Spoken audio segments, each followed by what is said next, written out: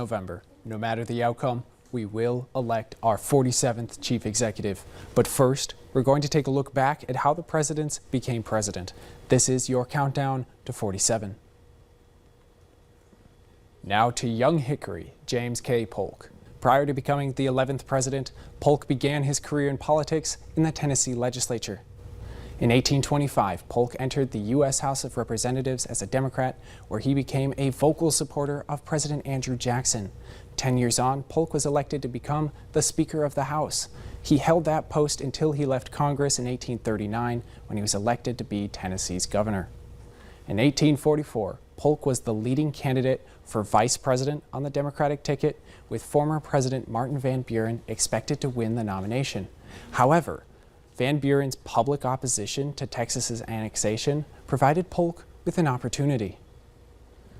Polk openly called for Texas's annexation, as well as the full occupation of Oregon, establishing himself as the expansionist candidate. An elderly Andrew Jackson pushed for the nomination of any candidate who would fulfill America's manifest destiny. This apparent endorsement, as well as Polk's open support for expansionism and his pledge to only serve one term, was enough to secure him the nomination for president.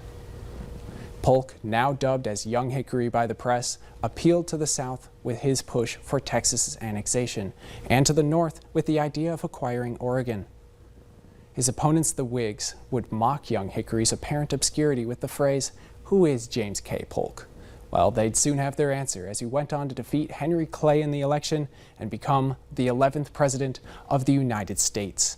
The original dark horse president soon went to work. Just 3 days before Polk took the reins, Congress passed a resolution offering to annex Texas, which Polk promptly signed. This put the U.S. closer to war with Mexico. President Polk, in his push to acquire the Oregon Territory, would also risk war with Great Britain. He sought to claim the territory up to the latitude of 5440, which was the southern border of Russian Alaska. In an effort to stave off yet another war with Great Britain, Polk agreed to the Treaty of Oregon in 1846, where the United States would acquire nearly all the territory south of the 49th parallel, from the Rocky Mountains to the Pacific Ocean. As tensions cooled along the northern border, they were just starting to heat up in the south. Polk, seeking to gain California, offered Mexico $20 million. They declined. The president sought to put pressure on Mexico by sending General Zachary Taylor to the disputed territory along the Rio Grande. The Mexicans, taking this as a sign of aggression, attacked Taylor's troops. This began the Mexican-American War. The war would last 2 years and reshape America, literally. The land gained by the end of the war would include what is now the states of California, Texas, New Mexico, Utah, Arizona, Nevada, as well as parts of Colorado and Wyoming.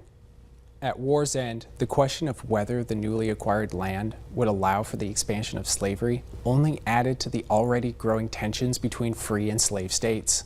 This set into motion a cascading set of events that culminated in the Civil War. Polk, satisfied with his one term in office, chose not to seek re-election in 1848. Young Hickory left office in 1849 in poor health, retiring to Tennessee, where he died 3 months later, the shortest post-presidency of any to ever hold the office. James K. Polk served as President of the United States from 1845 to 1849. I'm Eric George for Valley News Live, and this has been your countdown to 47.